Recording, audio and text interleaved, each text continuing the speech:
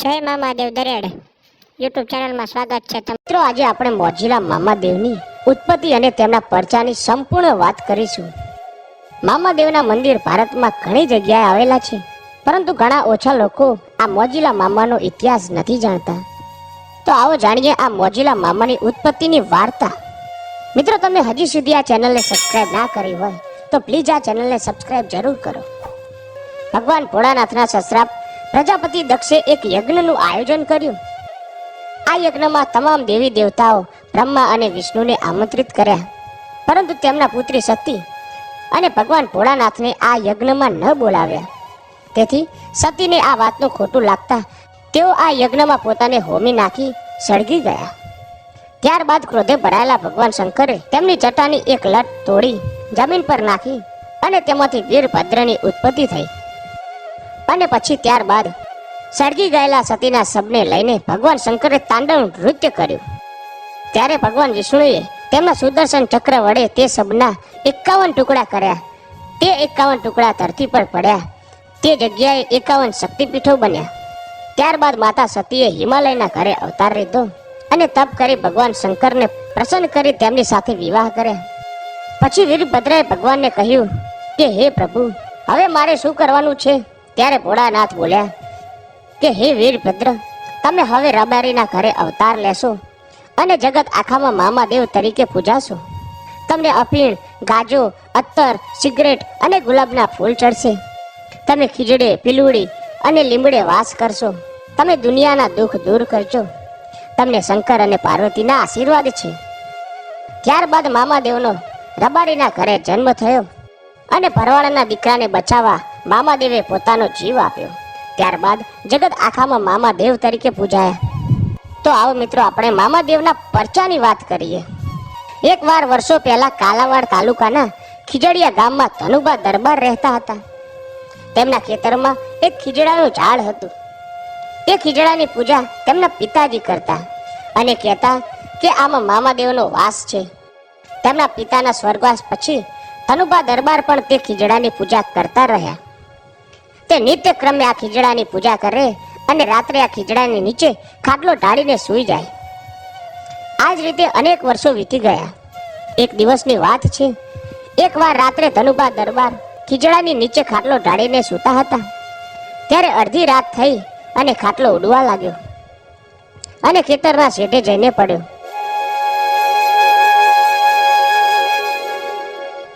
સવાર થઈને ધનુભા જાગ્યા ત્યારે ખાટલો શેઢે પડેલો. તેમને થયું, અરે, હું તો મામાના ખીજડે સૂતો હતો અને અહીંયા શેઢે કેવી રીતે આવ્યો? આ રીતે રોજ ધનુભા મામાના ખીજડે સૂવે અને રોજ રાતે તેમનો ખાટલો ઉડીને શેઢે આવી જાય. સવારે જોવે તો ખાટલો શેઢે આવેલો હોય. આજે 5 દિવસ થયા.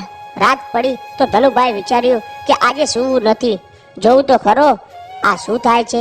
કોણ મારો ખાટલો ખીજડા નીચેથી શેઢે મૂકી આવે છે? આમ અડધી રાત થઈ ધનુભા જાગતા હતા.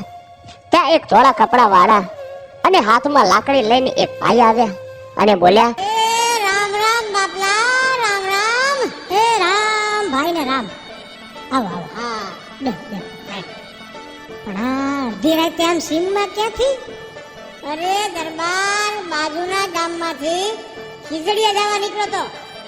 તે થયું તે રસ્તો ટૂંકો થાય માટે આડા ખેતરે સાયલો જાવ. હારું હારું હારું લ્યો લ્યો. આ થોડી વાર રિહામો ખાવ. પણ ભાઈ કાઈ સિગરેટ બિગરેટ છે કે?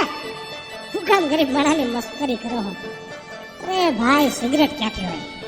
હું તો હાવ ખડકો માણા હું. ખાખી પીવું છું, લ્યો હળદાવો.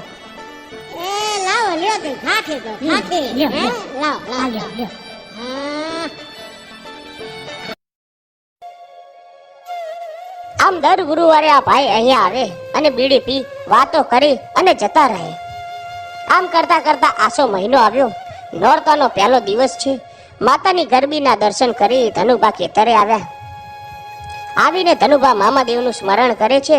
ત્યાં એક તેજના ઘોડાની જેવી સળગતી મસાલ દૂરથી હાલી આવે છે. તે જોતા જ દરબારની આંખો અંજાઈ ગઈ. જય મામાદેવનું સ્મરણ ચાલુ જ છે. આ સળગતી મસાલ આવીને ખીજડામાં સમાઈ ગઈ. ધનુભા તો વિચારમાં પડ્યા કે અરે આ શું હશે? આ વિચારમાં દરબાર બેઠા છે. ને ત્યાં જ સામેથી પેલા ભાઈ આવ્યા. એમ કરી બંને જુદા થયા. આજે આ ભાઈ રસ્તા તરફ નહીં પરંતુ ખીજડા તરફ હાલતા થયા અને ખીજડાની ઝાડમાં સમાઈ ગયા. આ જોઈ દરબારે બે હાથ જોડી અવાજ કર્યો કે હે મામા સરકાર ઉભા રહો. ત્યાં ખીજડામાંથી અવાજ આવ્યો, હવે નોરતાની 9મા દિવસે મળીશું. પછી તો દરબારને લગની લાગી. એક પછી એક 9 નોરતા પૂરા થયા. રાત પડી ને ખેતરમાં આવ્યા. ખીજડાનું ઝાડ નીચે આવી ધૂપ કરીને મામા દેવને યાદ કરે છે. ત્યાં તો ખીજડામાંથી વીજળીનો પ્રકાશ થયો અને મામા દેવ પ્રગટ થયા અને ધનુભા દરબારને દર્શન દીધા. આવા તો મામા દેવના અનેક પરચાઓ છે. મામા દેવના ઘણા મંદિરો આવેલા છે. મોજીલા મામાને સિગરેટ, ગાંજો, અફીણ વગેરે વસ્તુઓ ચડે